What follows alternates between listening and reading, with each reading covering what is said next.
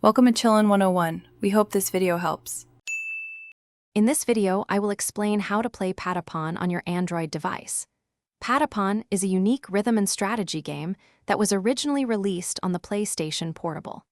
To get started, you will need two main things: a PSP emulator application for your Android phone or tablet, and the game's digital file.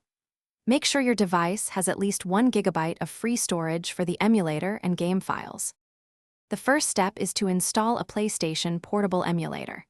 We highly recommend using PPSSBP, which is available for free on the Google Play Store. It is known for its excellent compatibility and performance across many Android devices.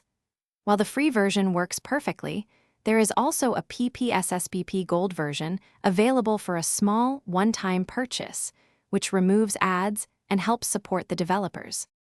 Next, you will need to obtain the Patapon game files. These are usually in ISO or CSO format. Once you have these files, transfer them to your Android device. A common practice is to create a folder named PSP in your device's internal storage, and inside that, create another folder called Game. Place your Patapon game files directly into this game folder for the emulator to easily find them. With the emulator installed and game files in place, open PPSSBP. You can then browse to the PSP/game folder to select Patapon and begin playing. For the best rhythm game experience, go into the emulator's settings.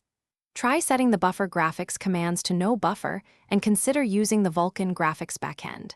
Turning off VSync can also help minimize input latency, ensuring your drum beats are perfectly timed. Thanks for watching. Consider subscribing if we helped you.